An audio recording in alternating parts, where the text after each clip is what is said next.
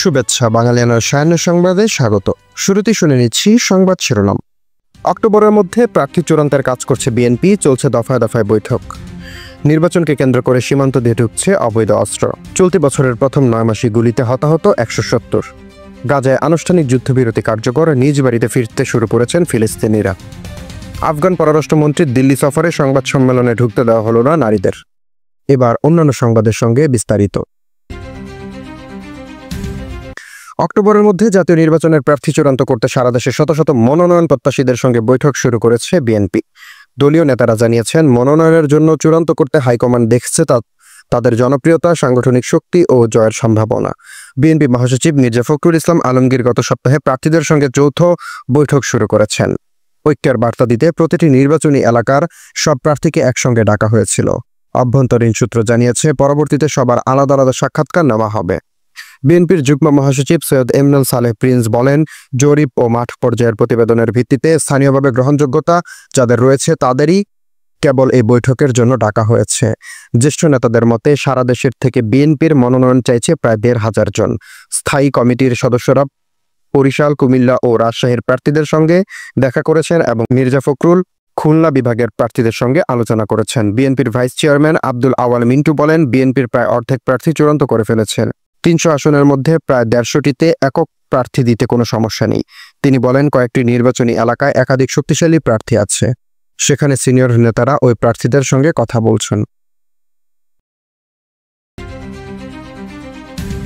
আগামী জাতীয় সংসদ নির্বাচনের আগে বিভিন্ন সীমান্ত দিয়ে দেশে অবৈধ আগ্নেয়াস্ত্র ঢুকছে। পাচারকারীরা আনছে পিস্তল, রিভলভার, রাইফেল সহ অত্যাধুনিক আগ্নেয়াস্ত্র। চট্টগ্রামের ব্যস্ততম সড়কে গত মঙ্গলবার প্রকাশ্যে আব্দুল হাকিম নামের এক ব্যক্তিকে গুলি করে হত্যা করা হয়। একইভাবে চলতি বছরের প্রথম 9 মাসে গুলিবিদ্ধ হয়ে হতাহত হন 170 জন। এদের মধ্যে মারা গেছে অর্ধশতাধিক ব্যক্তি। আইন শৃঙ্খলা রক্ষাকারী বাহিনীর সংশ্লিষ্ট ব্যক্তিরা বলছেন, আসন্ন জাতীয় সংসদ নির্বাচনকে ঘিরে এসব অবৈধ আগ্নেয়াস্ত্র ব্যবহারের আশঙ্কা রয়েছে। পুলিশ, বিজিবি, র্যাব ও মানবাধিকার সংগঠন HRSS সূত্রে জানা যায় এসব তথ্য। পুলিশ, র্যাব ও গোয়েন্দা সূত্র বলছে, দেশে আইন শৃঙ্খলা রক্ষা পরিস্থিতি অবনতির বড় কারণ হলো সীমান্ত দিয়ে দেশে আগ্নেয়াস্ত্র প্রবেশ করা। মাঝে মধ্যে সীমান্ত এলাকায় কিছু অস্ত্রের চালান ধরা পড়লেও আইন শৃঙ্খলা রক্ষাকারী বাহিনীর চোখ ফাঁকি দিয়ে বেশিরভাগ অস্ত্র দেশে ঢুকে পড়ছে। অপরাধ বিশ্লেষকরা বলছেন, গত বছরের 5ই আগস্ট পরবর্তী সময়ে দেশে আইন শৃঙ্খলা পরিস্থিতির প্রত্যাশিত উন্নতি হয়েছে। চলতি বছরের প্রথম 9 মাসের পরিস্থিতিও উদ্বেগজনক বলে জানিয়েছেন মানবাধিকার সংগঠন হিউম্যান রাইটস সাপোর্ট সোসাইটির নির্বাহী পরিচালক ইজাজুল ইসলাম।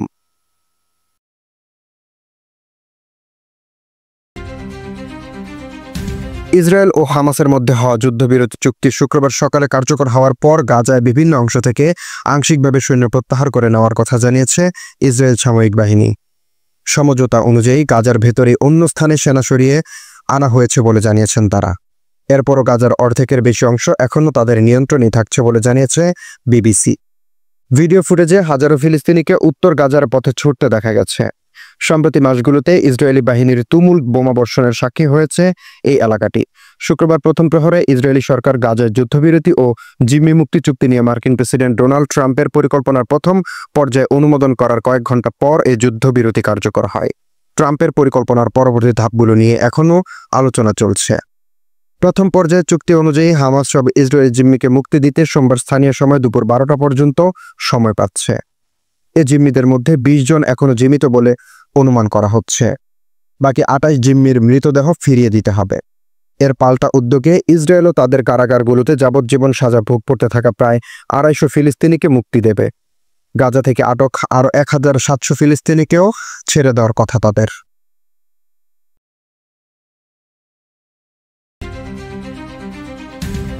সাগরে ব্যর্থতার পর এবার স্থলভাগে বহুজাতিক কোম্পানির জন্য গ্যাস উৎপাদন বণ্টন চুক্তি বা PSC চূড়ান্ত করার জন্য তোড়জোড় শুরু করেছে অন্তর্বর্তী সরকার। যদিও নির্বাচনের আগে এ ধরনের উদ্যোগ কতটা বাস্তবসম্মত তা নিয়ে দ্বিধান্বিত বিশেষজ্ঞরা। সূত্র বলছে, বিগত আওয়ামী লীগ সরকার দেশের স্থলভাগের কোনো গ্যাস ব্লক বিদেশি কোম্পানির হাতে তুলে না দেওয়ার বিষয়ে নীতিগত সিদ্ধান্ত নিয়েছিল। তবে ক্ষমতার একেবারে শেষ সময় এসে মার্কিন কোম্পানি সেভেরনকে বিবিয়ানা গ্যাস ক্ষেত্রের পাশের কিছু জমিতে নতুন করে অনুসন্ধান ও উত্তোলনের অনুমতি দেয়। এর বাইরে স্থলভাগের জন্য নতুন কোনো PSC করা হয়নি। যদিও ভোলা ছাড়া দেশের অন্য কোথাও তেল গ্যাস অনুসন্ধানের বড় কোনো সাফল্যও পাওয়া যায়নি। পেট্রোবাংলার দায়িত্বশীল সূত্র জানায়, নতুন যে পিএসসি তারা মন্ত্রণালয় পাঠিয়েছে সেখানে গ্যাসের দাম অপরিশোধিত জ্বালানি তেলের সঙ্গে সমন্বয় করে দেওয়া হয়েছে।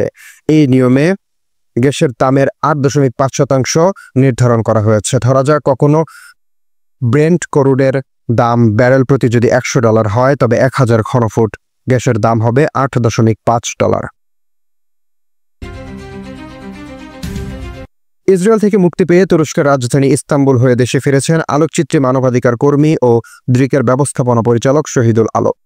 ঢাকায় ফিরেই তিনি বলেন, আমাদের মতো আরও হাজারো ফ্লোটিলা যাওয়া দরকার যতদিন না ফিলিস্তিনি স্বাধীন হয়। শনিবার ভোরে শহীদুল আলমের ফ্লাইটটি ঢাকায় পৌঁছায়। এর আগে শুক্রবার স্থানীয় সময় দুপুর 2:30টার দিকে টার্কিশ এয়ারলাইন্সের একটি ফ্লাইটে শহীদুল আলম ইসরায়েল থেকে ইস্তাম্বুলে পৌঁছান। এবারের নির্বাচনে আইন শাসন কাকে বলে তা দেখাতে চাই বলে মন্তব্য করেছেন প্রধান নির্বাচন commissioner AMM Nasir Uddin.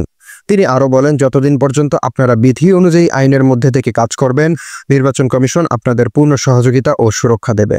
11 October সকাল 11টায় চট্টগ্রাম ভোট গ্রহণকারী কর্মকর্তাদের সঙ্গে নির্বাচন প্রক্রিয়া সংক্রান্ত কর্মশালায় বক্তব্য রাখতে গিয়ে সিইসি এসব কথা জানান। সিইসি বলেন, আমাদের লক্ষ্য হলো একটাই, সেটা হচ্ছে সুষ্ঠু, স্বচ্ছ এবং অংশগ্রহণমূলক নির্বাচন আয়োজন করা। এজন্য প্রশিক্ষণপ্রাপ্ত, নিরপেক্ষ ও দায়িত্বশীল কর্মকর্তাদের ভূমিকা অত্যন্ত গুরুত্বপূর্ণ। সিইসি বলেন, আমরা অনেক সময় দেখি ওয়ান সাইজ ফিটস অল পদ্ধতিতে প্রশিক্ষণ মডিউল তৈরি করা হয়, কিন্তু সবাই একরকম নন। কেউ স্কুল শিক্ষক, কেউ মাদ্রাসার প্রধান, আবার কেউ একেবারে নতুন। এমন লোক আছেন যারা কখনো ভোট দেননি, তাদেরও প্রিসাইডিং বা পোলিং অফিসার হিসেবে কাজ করতে হবে। তাই প্রশিক্ষণ এমনভাবে ডিজাইন করতে হবে যেন সবাই বুঝতে পারে এবং দক্ষভাবে কাজ করতে পারে। দিল্লির আফগান দূতাবাসে তালেবান সরকারের পররাষ্ট্রমন্ত্রী ও জাতিসংঘের তালিকাভুক্ত সন্ত্রাসী আমির খান মুত্তাকির সংবাদ সম্মেলনে নিষিদ্ধ নারী সাংবাদিকেরা। বিতর্কের মুখে শনিবার একটি বিবৃতি দিয়ে ভারতের পররাষ্ট্র মন্ত্রণালয় জানিয়েছেন, বিষয়টিতে তাদের কোনো হাত নেই। 8 দিনের সফরে ভারতে এসেছে মুত্তাকি। এই ঘটনায় আফগানিস্তানের ছায়া দেখতে পাচ্ছেন ভারতের সাংবাদিক সমাজ। নিজ দেশে যেরকম চাপিয়ে দিতে অভ্যস্ত মুত্তাকি, সেটি যেন ভারতেও জারি রাখলেন। সংবাদ সম্মেলনে নিজেদের ভারতের ঘনিষ্ঠ বন্ধু বলে দাবি করেন এই তালেবান নেতা। কাবুলের অবস্থান সম্পর্কে ভারতকে আশ্বস্ত করে মুত্তাকি এ সময় এসব কথা বলেন এবং বলেন, আফগানিস্তান কোনো গোষ্ঠীকে অন্য দেশের বিরুদ্ধে তার ভূখণ্ড ব্যবহার করতে দেবে না। আফগানিস্তানের সাম্প্রতিক ভূমিকম্পে ভারতই প্রথম সাড়া দিয়েছিল বলে জানান তিনি এবং বলেন, আফগানিস্তান ভারতকে ঘনিষ্ঠ বন্ধু হিসেবে দেখে।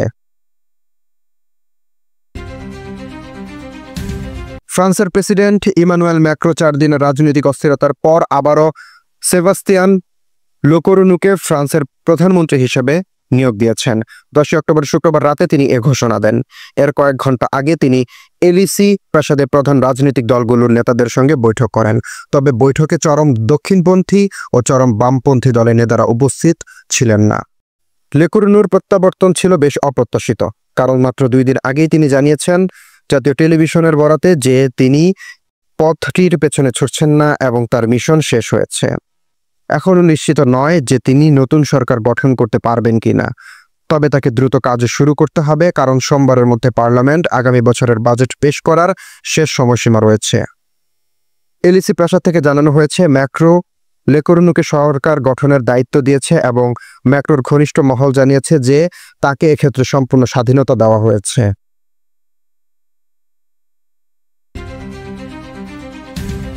ভোক্তা পর্যায়ে তরলীকৃত পেট্রোলিয়াম গ্যাস এলপিজি 12 কেজির সিলিন্ডারের দাম 1000-এর নিচে হওয়া উচিত বলে মন্তব্য করেন বিদ্যুৎ ও জ্বালানি উপদেষ্টা মোহাম্মদ ফাউজুল কবির খান।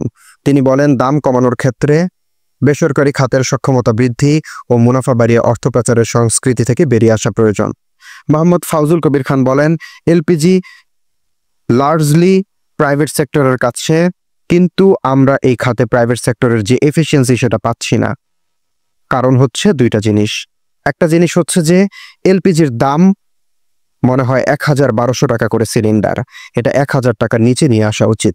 এবং আরও যেটা জিনিস, সেটা মারার উপরে খাড়ার খা গ্রাহকের জন্য, সেটা হচ্ছে 1012 টাকার এলপিজি সিলিন্ডার বিক্রি হয় 1014 থেকে 1015 টাকা। এইটাকে কমিয়ে আনা উচিত।